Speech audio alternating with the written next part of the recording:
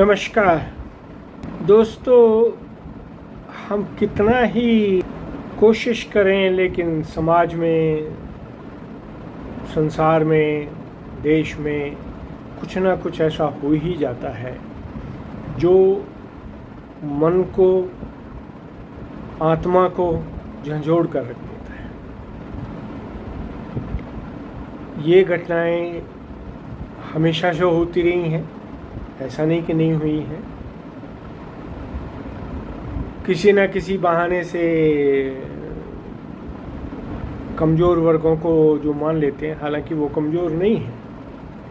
हम बात कर रहे हैं अपने देश की बहनों की, माँओं की, बेटियों की, जो हमारी शक्ति है, हमारा भविष्य है, हमारे जीवन का एक प्रमुख अंग है।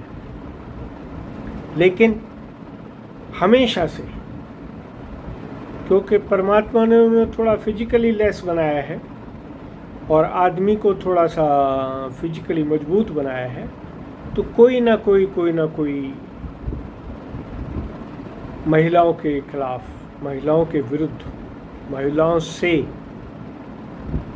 गलत काम होता रहता है, उनके ऊपर बल प्रयोग होता रहता है, उनका एक्सप्लॉयटेशन होता है, उनको मिसयूज़ किया जाता है। और ये आज से नहीं है, ये युगों युगों से है। चाहे वो कहानी रावण के हाथों किसी साध्वी की हो, या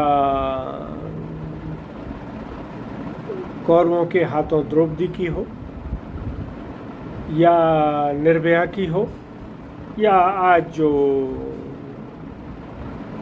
पहले कलकत्ता में हुआ और अभी और भी जगह हो रहा है, जहाँ देखिए रोज, अगर अखबार को आप खोल के देखें तो उसमें 80% खबर केवल अपराध, शोषण, दुर्भाव, लड़ाई झगड़े, शक्ति का दुरुपयोग, कुर्सी का दुरुपयोग, जिसमें राजनीति भी आ जाती है। और सबसे दुखद स्वरूप है राजनीति ऐसे विषयों पे होनी जो नहीं होनी चाहिए।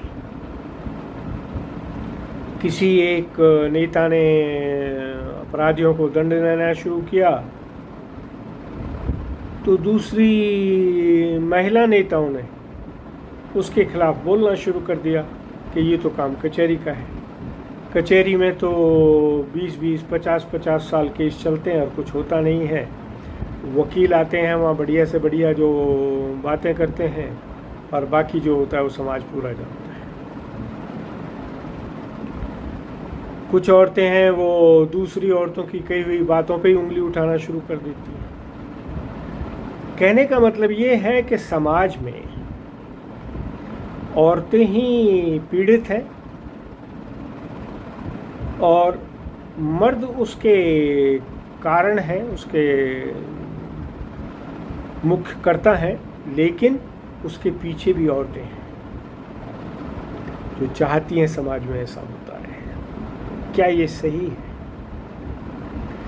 सवाल उठता है, क्या स्लोगान कहने से या मार्च कर लेने से या इधर उधर जाके लाइट, कैंडल, दीपक जलाने से इसका निवारण हुआ? इसका कोई सॉल्यूशन निकलेगा?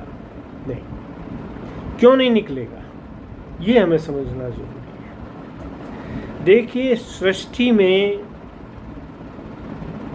ईवल और गुड, जिसको हम राक्षस प्रवृत्ति और देव प्रवृत्ति कहते हैं, ये हमेशा से रही है, सृष्टि के शुरुआत से रही है। ये प्रवृत्तियां हैं, ये मनुष्य के मस्तिष्क और दिमाग के थ्रू दिल पे काम करती हैं।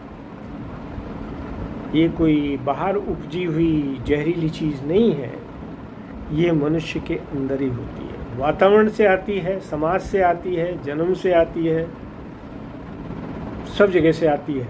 लेकिन इसके आने का एक जो शुरू से आज तक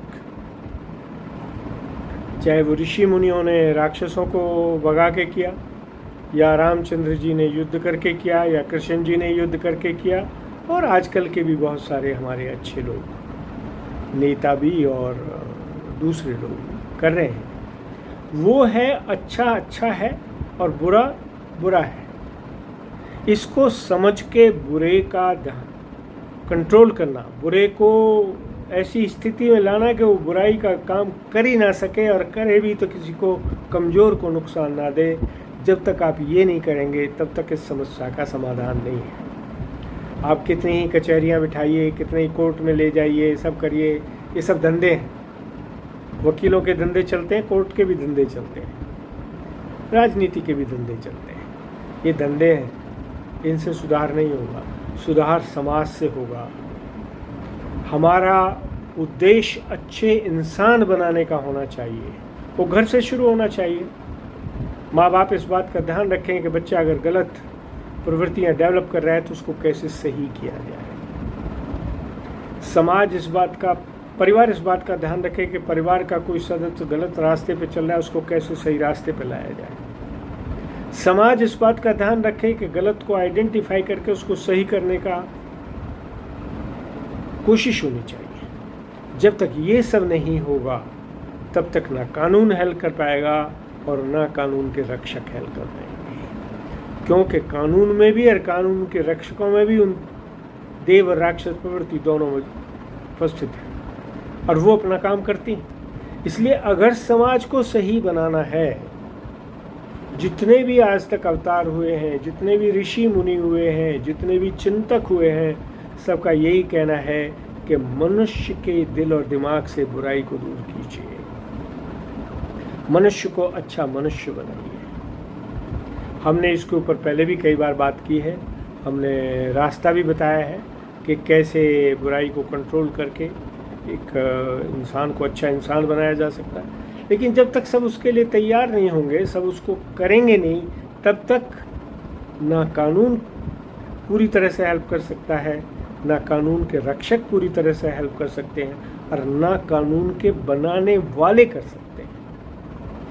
पूरे समाज को जागृत होके इस बात को मानना पड़ेगा, अपनाना पड़ेगा कि बुराई बुराई है, उसका उन्मूलन जरूरी है, और उसके लिए इंसान को अच्छा इंसान बनाना सबसे ज़रूरी है।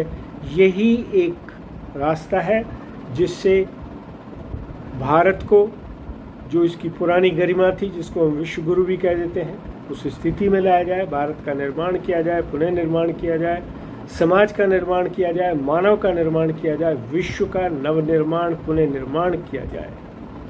इस सब के लिए केवल एक मनुष्य जो स्टेक होल्डर है, जो समाज घर बनाता है, देश बनाता है, समाज बनाता है, विश्व बनाता है, उसको सुधारने का एफर्ट अगर हो तो विश्व सुधरेगा, देश सुधरेगा, परिवार सुधरेंगे, समाज सुधरेगा। और जो बेटियां रोज़ आज सफ़र कर रही हैं, जो बहुएं सफ़र कर रही हैं, जो माएँ सफ़र कर रही हैं, उनको इस दुर्भावना से और दुष्कर्म से निजात मिलेगा। हमारी सबसे हाथ जोड़ के विनती है, इस बात को समझिए कि अच्छा इंसान बनाना सबसे ज़्यादा ज़रूरी है। ना पॉलिटिक्स, ना कोई पढ़ाई लिखाई, कुछ नहीं, केवल एक अच्छा इंसान। अच्छा इंसान है तो देश भी अच्छा होगा और समाज भी अच्छा होगा और विश्व में सुख शांति होगी। जय हिंद, जय भारत।